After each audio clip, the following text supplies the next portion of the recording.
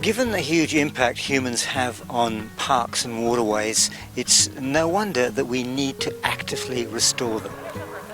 It needs to be done, or we'll end up with polluted and unlivable landscape. As with so many of the really worthwhile human endeavours, it's been left to volunteers to do the hard yards. There are literally thousands of projects around the country that need manpower, or should I say person power, and often that person power is made up of retirees. Here at Duck River in Sydney's west, we get amongst some volunteers that are getting grubby looking after the banks of the river, which is a tributary of the Parramatta River. What are you doing here? Just general skirting of weeds. This is a balloon vine, which is pretty common on most suburban waterways.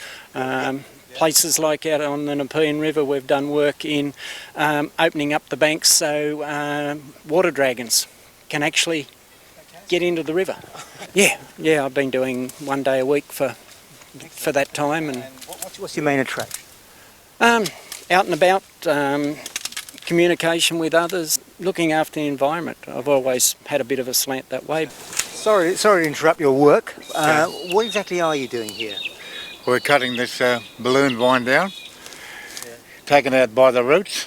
Okay. It'll die off up the trees then.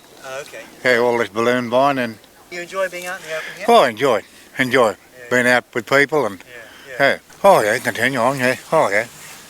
Hey, continue on. It's good. You're out socialising with people, getting out of the house. Excellent. Yeah, it's good. I'm the regional coordinator for Greater Sydney. So Conservation Volunteers Australia, we've got offices all around the country.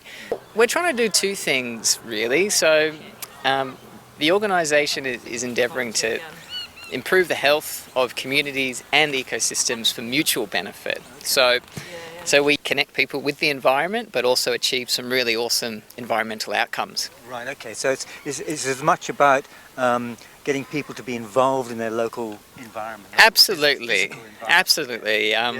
If anything, we're sort of 50% about the people and 50% about the environment and how they can help each other.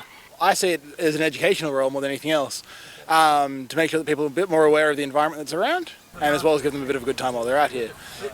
So for me, the environmental work we do is a bit secondary, and it's more about prompting the change of behaviour longer term, so people make more sustainable choices throughout their life. That's what makes this job kind of pretty valuable.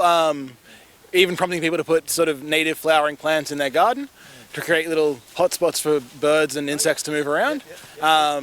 So we get a lot of volunteers now asking us for advice and what plants to put in and what plants will do well in their garden.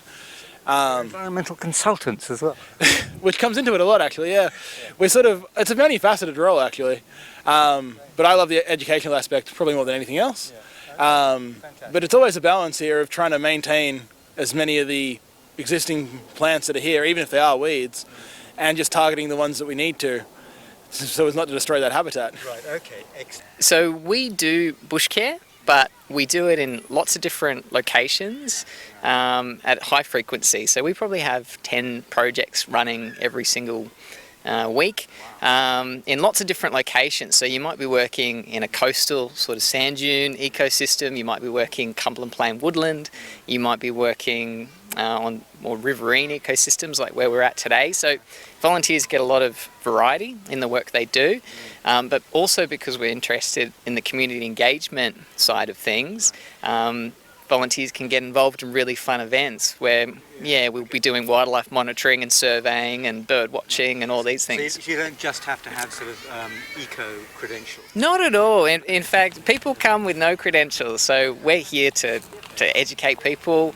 It's a big part of what we do, and for any actual works we do, we give training on the day. Oh, good. I was going to say. Our volunteers come from lots of different places, university students and international students that are travelling, but retirees make up the core, predominantly because they have the time to be available.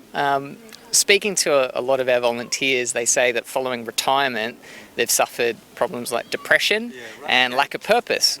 So some of them come out and volunteer with us 5 days a week just to connect with other volunteers and to get the physical exercise happening as well. Using the community and people is a really important way to make conservation happen. So we're not relying on political will and all these other things. So getting people to care is really important. So we are a charity. We've been around since 1983. So we've been around a long time, but like all charities, it's always a bit of a scrap for funding. So we're applying to grants, we're building partnerships with landowners, like here it's Cumberland Council and other councils around Sydney. National parks we work closely with. Corporate sponsorships are also really important. It's great for councils because, we're achieving outcomes that they would otherwise pay people to do, and volunteers are really awesome at getting the job done, but it's also engaging their local community. What I found interesting while talking to the organisers of the Duck River project was the emphasis on communicating to the people that are not environmental scientists.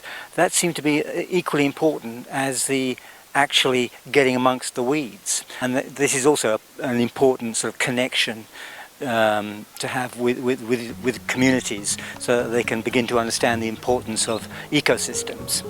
So, if you'd like to be part of conserving the environment, well, get in touch with Conservation Volunteers Australia. I'm sure they'd love to hear from you.